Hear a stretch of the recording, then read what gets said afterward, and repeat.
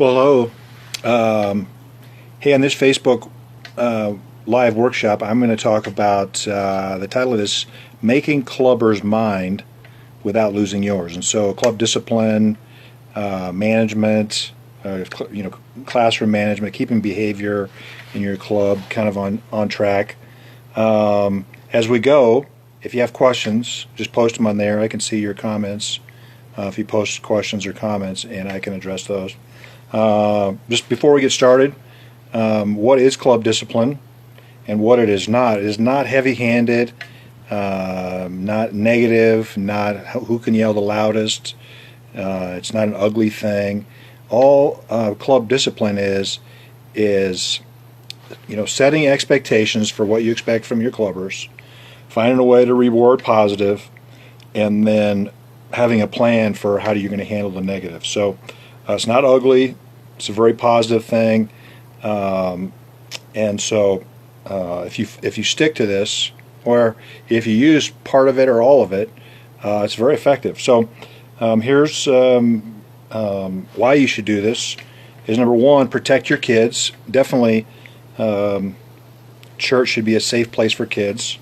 Number two, it creates a positive learning environment. Number three, it protects your leaders.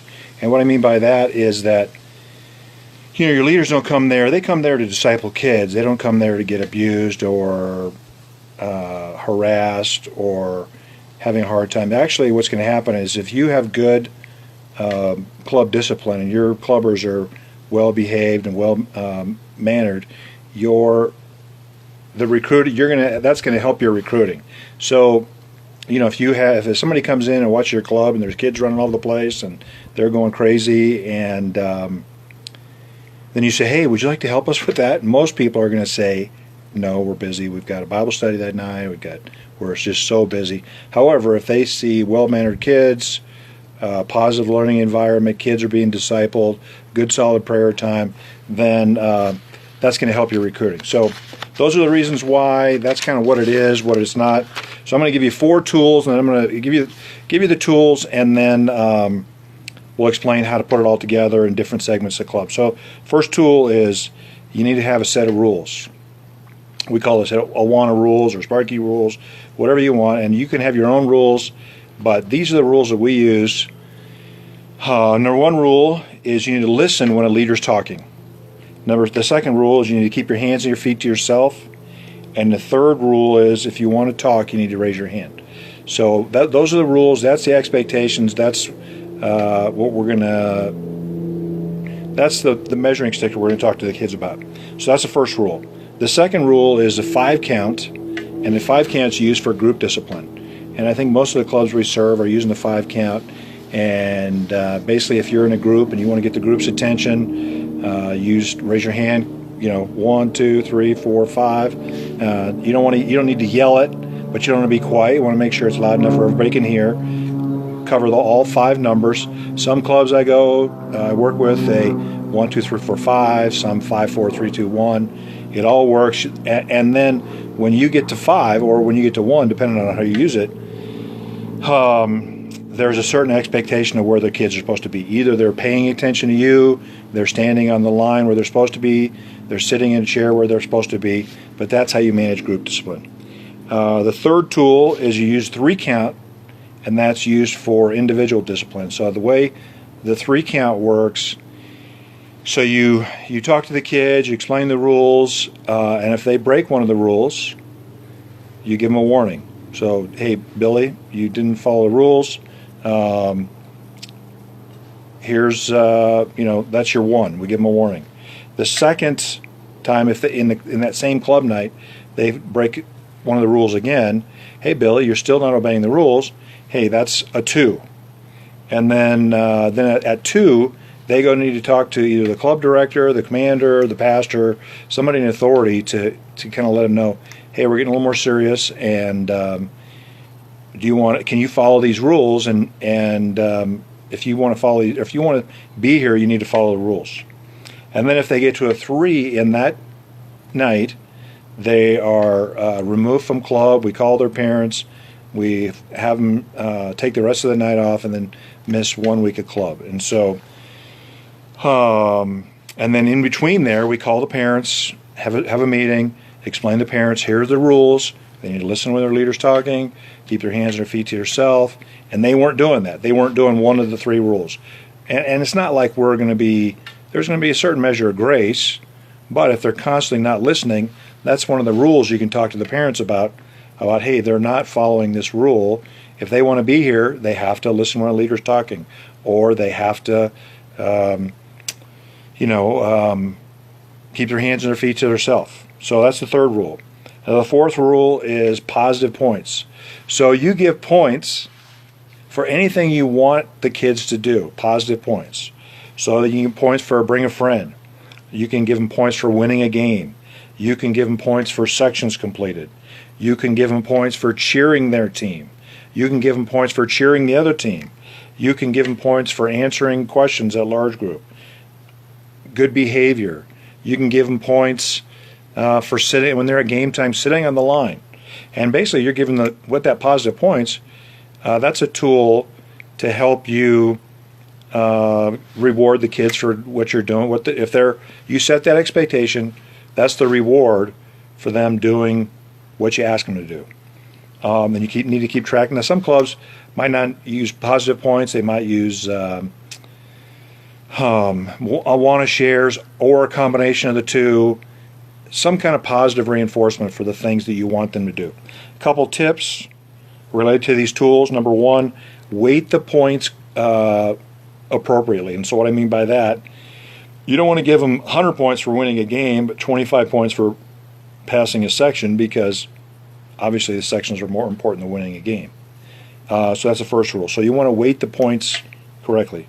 Number 2, never take points away. That's a negative. So if the blue team is misbehaving, then you would say the red, green, and yellow. You'd give them points because they're doing what you want them to do. Don't take points away. Add points to everybody else. And then the 3rd tip I have for you, if there's any physical violence, pushing, hitting, shoving, biting, I would not wait to give the kids.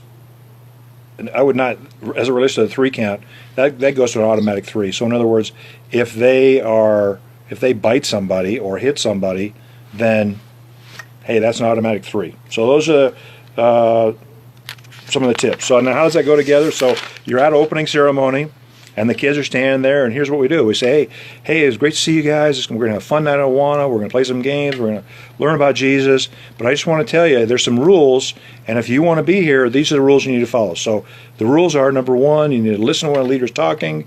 You need to keep your hands and your feet to yourself. And if you want to talk, you need to raise your hand. So we're going to have a great night tonight, and we're super excited. You're here, but those are the rules, okay? Then I always say, hey, does God give us rules so we can have more fun or less fun? And then I tell them, hey, God gives us rules so we can have more fun. I said, imagine if there were no rules on the highway, or imagine if somebody could hit you whenever they wanted, or imagine if people could do whatever they wanted, there was no consequences. God gives us rules so we can have more fun. So, hey, we're going to have a great night, and we'll see you on to game time. So that's opening ceremony. So then you go to game time, and I'd say, hey, okay, we're going to have a great time. We're going to play some games. I got a lot of good games for you guys. The kids are all standing on the square or whatever they're standing. And then you say, hey, but I just want to go over the Awana rules. Listen to when a leader's talking. Keep your hands and your feet to yourself. If you want to talk, you need to raise your hand. Hey, we're going to have a great night. Let's follow those rules, and we'll play some games. So then what I always recommend is that to play the first couple games you play is what we call a scramble. So I tell the kids, they're on their line, hey, run around like you're crazy kids, and when I count to 5, I want everybody to run down their line, put their hands to their side, and the first team that is quiet with their hands to their side, standing on the line, I'll give 25 points to. So you'd say, okay, go. So they run around, they're running around crazy, and then you start counting to 5. So they all race back to their line, put their hands to their side, they're quiet. And the first couple times, they might not quite get it. Hey, you give them 25 points. Hey, that was a great game. Hey, let's play that game again. So you do the scramble game again. So you're basically making discipline a game, and teaching them that when they do what they're supposed to do, they get points. So you're playing the games You give points for the winning team. You can also give points for the team they're cheering. They're playing the games, and the kids that are not playing, they might be causing trouble, talking to each other. Hey, Pat. They might be talking to each other and goofing off. So you could say, "Hey, Billy. Hey, remember that rule about keeping not talking when other leaders talking? Were you doing that? No. Okay, I'm going to give you a warning. That's a 1. Or Billy and Joey are pushing each other. You say, "Hey, Billy. Hey, remember that rule that you're supposed to keep your hands and your feet to yourself, right? Were you doing that? No.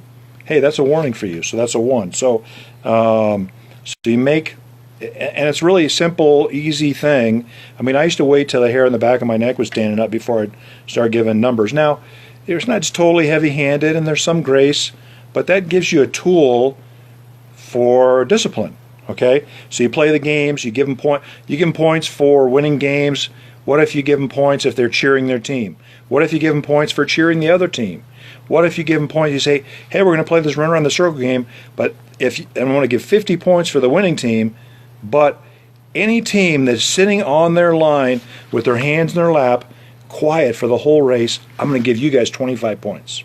So, because that's the expectation you want for those kids. So, you start the game, start the race, and then that gives a tool for those line leaders to tell the kids, "Hey, put your hands in your lap." So, because we want to get points, we want to win the game. Instead of the leaders saying, hey man, what are you doing? You're supposed to be paying attention. You're supposed to be. So you want to give tools for those leaders by giving good, constructive things that you want the kids to do. Or what if you had made it a fun thing? Hey, what if you sit down on the line and you're facing outside the circle? So you're not even watching the game, but you have your hands in your lap, or you have your hands in the air. Play a second game for those kids that are watching. So that's a discipline tool. So that's game time.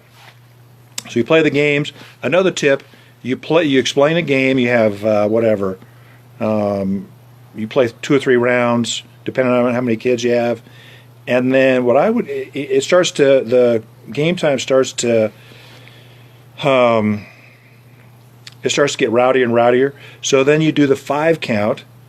And then remember, the kids know the 5 count. If they run to the line with their hands to their side and they're totally silent, they get points. So you do the 5 count, give more points. And so you're telling the kids, "Hey, we're going to play a couple games, and then if things get too unruly, we're going to play the scramble game. You go back to your line, hands to your side, and you get extra points." So that's game time. So now you go to large group time. So the kids come in, they have their books. The first time this is not going to happen, but you might want to have an idea. If whatever team is sitting where they're supposed to be, quietly at the start of large group time, gets points. So the kids come in, they sit in their seats, and have the seats in team color. So that way, that's a discipline tool. So you have the red team sitting in one line, the blue team sitting in another line, the green team, depending on how your large group area is, have them sitting on a line, have them sitting in a certain area, put a piece of tape down. So that's a discipline tool for you to have the kids behaving right. So now you have the large group time. Now what I would say, you'd say, "Okay, man, we're going to learn about Jesus, and I got a great lesson for you guys. This is going to be really cool, and but I just want to go over the Awana rules." Okay, and you might have a different person doing this. The game time does one, the large group but go over the rules again, because now you're saying, "Here's the expectation, what we want you to do." So the large group leader says, "Okay, the Awana rules. You need to listen when a leader's talking. You need to keep your hands and your feet to yourself. And if you have something to say, you need to raise your hand." Cool, everybody got that? And if you keep constantly reinforcing the rules, so that you're setting the bar of what your expectations are. So you explain the rules, and then you start your Bible lesson, and then you have a Bible lesson, and you ask the kids a couple of questions, have a review. Hey, you get 25 points for answering a question. Now let's ask the blue team a question as a review. Or the other thing you give points for in large group time, what if you're sitting there and this one team is really quiet and they're well behaved? You'd say, "Hey, blue team, you guys are doing a great job. I really appreciate how well mannered you are. I'm going to give you guys all 50 points." So you get the blue team. Now the rest of you guys, hey, I want to give you points. So make sure you sit there listening and doing what you're supposed to be doing, so I can give you guys points too. You guys want to win the game too, don't you? Yes. Okay. So you give. And that's another tool, another thing you can do at large group time. So now you play the game, or you're at game time. You're at large group time. Billy got a 1 at large group time. He was pushing Joey. So now you're he got a 1 at game time. So now you're at large group time, and Billy's talking to Joey, and they're goofing around and everything. And you go, hey, Billy, remember that rule we talked about, hey, you need to listen when a leader's talking, right? Were you? No. Hey, well, I'm going to give you a 2. Because remember, Mr. Jones gave you a 1 at game time because you were pushing Joey, and now I'm going to have to give you a 2. So what I want you to do is go over and talk to Commander Bob, and Commander Bob's going to talk to you about our rules and make sure you understand it, and maybe you just don't understand the rules, and so you take him over to Commander Bob. Commander Bob says, and I would just say, hey, you remember that, you know the rules, right? Listen when the leader's talking. Can you do that when you're here? That's what you have to do. If you want to come to Awana, you have to do that. Okay. And then so he gets his 2. So that's large group time. So now you go to small group time, and what I would say at small group time, again, go over the rules, because you want to set the expectation of what's expected. So, hey, listen, we're going to have a great time. We're going to learn about Jesus. I have some fun thing for us to do here at small group time, and I want to help you get your sections passed, and I'm going to give some candy for a section pass. But I need to go over the Awana rules. So, listen when a leader's talking. Keep your hands and your feet to yourself, and if you have something to say, you need to raise your hand. So you go through, you do the kids' small group time, you pass the sections, and then if somebody misbehaves, then they get, if that same person misbehaves, they get a 3, and then you talk to Commander, and he goes and calls parents and arranges that. So the other thing you get points to for small group time, what if Joey comes prepared and his friend Steve is not prepared, and if Joey helps Steve pass the section, you give Joey points for helping Steve pass a section. Look for other creative ways of the things that you want kids to do in your small group time for how you can give points. And just give all the things you want, give points to. So you do the small group time, at the end of the night, you have a little closing ceremony, and hey, you get points for winning games, you get points for behavior at game time. They're cheering for the other team, all the things you want them to do, and so you have a closing ceremony, and the winning team is, hey, the blue team this week's is the winning team, and so then you give them a small prize. It could be an Awana shares. I mean, at our club we give them 5 Awana shares. It could be a small piece of candy. It doesn't have to be a big thing. It's not really about the prize. It's more about the competition, and using that competition. Make all of club a game. Your discipline is a game for the kids to win their little a little piece of Tootsie Roll or whatever it is. Okay, a couple other tips I would recommend is doing this, going over the rules every segment of every night of club. And the reason for that is kids have a short memory. And I remember at our club, when I was doing this, I was the Sparks director years ago, and so every segment we would do the rules.